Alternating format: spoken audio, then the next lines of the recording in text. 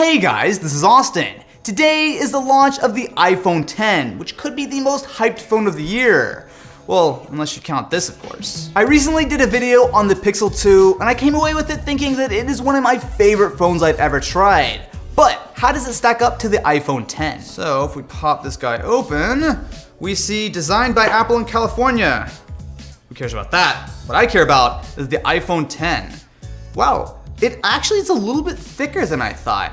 It's probably about the same as something like the 8, but interesting. The black looks really nice. So that, along with the metal band that's sort of this dark chrome, this is a good looking phone. But before we get too far into it, let's see what else we get. Surprise, surprise, inside the box is the standard power adapter, even though, you know, this iPhone supports not only wireless charging, but also fast charging. But you know, this works.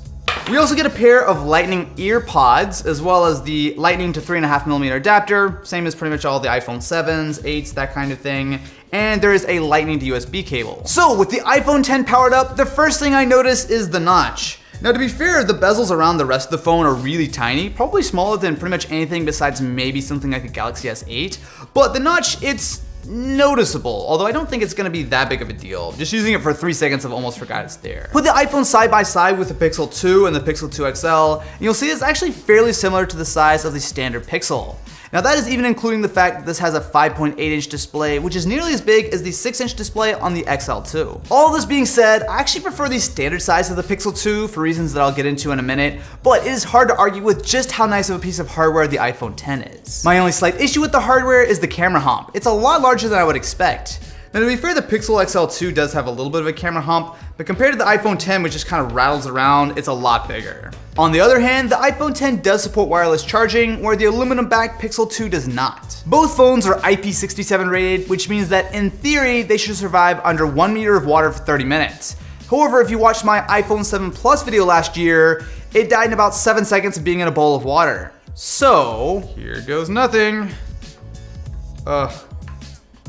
Ooh, all right, iPhone X is in. Now let's get the Pixel in.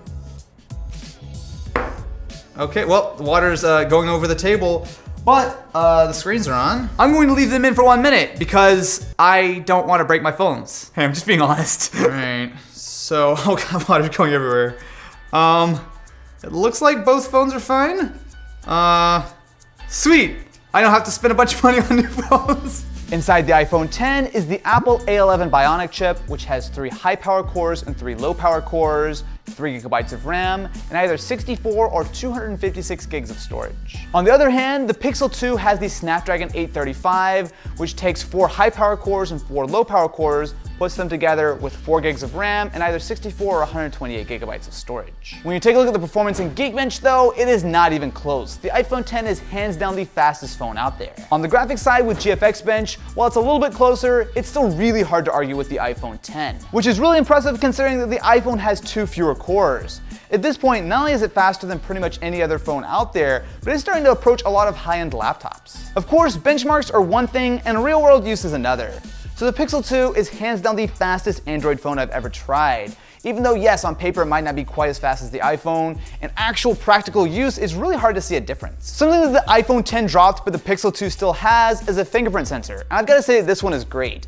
Not only is it placed on the back of the phone, which is really simple to get at, but it's also incredibly quick. So to set up Face ID on the iPhone, it should be pretty simple. All I need to do is look all the way around and it should scan my face. So raise the phone, and swipe up, and it's unlocked. That's actually pretty quick. I'm curious though how well Face ID works when it's laying flat on something like a table. If I unlock it here, swipe up, oh, it got it. All right. I still have my reservations about how good Face ID is going to be in the long run, but at first glance, it actually does seem to be pretty well implemented. While it's not the most practical thing, I've got to say that Animoji on the iPhone X are kind of fun. So if I hit record here, hey guys, this is Austin. Are Animoji worth it? Now you do need to learn some new gestures on the iPhone X. So instead of having a home button, instead you swipe from the bottom to leave an app, and then you swipe up and to the right to pull up your multitasking. And from here you can go between your different apps, or you can use the little thing on the bottom to actually scroll between which app is open. It does take a little bit of getting used to, but it's actually not bad. In comparison, the Pixel 2 feels downright normal. So there are some cool features such as the always on display, which I like to be able to see stuff like time, date notifications at a glance. The Pixel also has Google Assistant, which I like a lot more than Siri. So to activate, you just need to squeeze the frame of the phone. The main feature of the iPhone 10 though is absolutely the display. It's rocking a 5.8-inch 2436 by 1124 AMOLED display. Now, not only is this the first time that Apple's gone with OLED, but as you can see, the bezels are absolutely tiny. What this means is that you're basically getting an iPhone 8 size chassis, but with a much larger screen. And I've got to say it works. It's right up there with the Galaxy S8 and Note 8 as far as some of the best screens out there.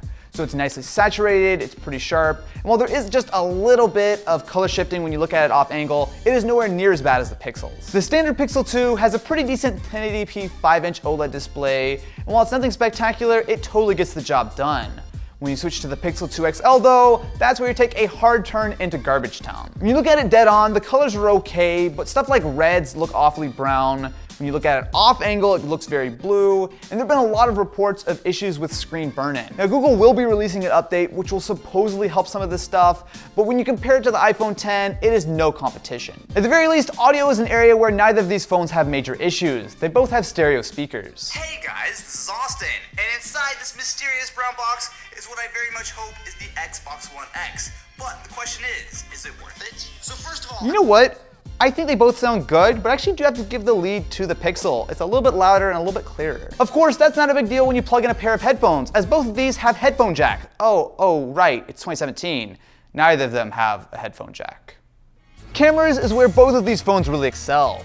So the Pixel 2 has a 12 megapixel camera, and the iPhone 10 has a pair of them, one wide angle, one telephoto. While it might only have a single camera, some of the images that I've gotten from the Pixel 2 really are incredible. The Auto HDR does a great job of bringing a ton of dynamic range into a shot, and it does a really good job of being very sharp. It's also optically stabilized just like the iPhone, and the low light performance is not bad either. There's really not a lot to complain about with the Pixel. When it comes to the iPhone 10, you're also getting solid dynamic range, and because it is the same camera from the 8 as well as the 8 Plus, you're also getting nice saturation. A lot of the images look a little bit punchier than on the Pixel. Both cameras also have a portrait mode. So let's start with the iPhone 10. That's not bad.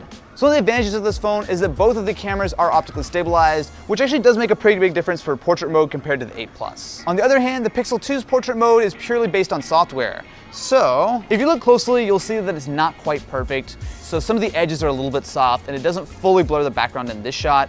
But a lot of times I actually prefer the results from the Pixel 2, which is really impressive considering that it doesn't have that second camera. Where it really shines is with selfie portrait mode. Yeah, look at that, that's great. So not only does it do a really good job with the hair, but the background is very naturally blurred. Now if we take a look at it on the iPhone 10, yeah, that's just not as good. So you can see that my hair is a little bit blurry. It didn't really perfectly cut my shirt out of the background either. Video is also solid.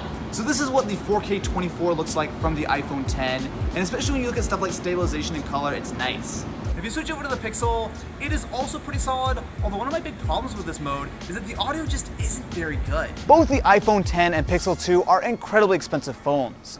So the Pixel 2 pairs one of the best cameras on a smartphone with solid audio and a really impressive build of Android. The iPhone has my favorite hardware of any phone ever, and the screen is right up there with the best like the Galaxy S8 and the Note 8, which is where the Pixel falls apart. When it comes to spending $850 on a smartphone, a bad screen is a straight up deal breaker for me, which leaves the standard Pixel 2. And when you consider that it is $350 cheaper than the iPhone 10, I'm willing to put up with the less impressive screen and the giant bezels. It really is a crazy good phone. If you have the budget, you're not going to be disappointed with the iPhone 10, but for a lot of people, the standard Pixel 2 actually makes a lot of sense. So which one would you guys go for? Let me know in the comments below and I will catch you in the next one.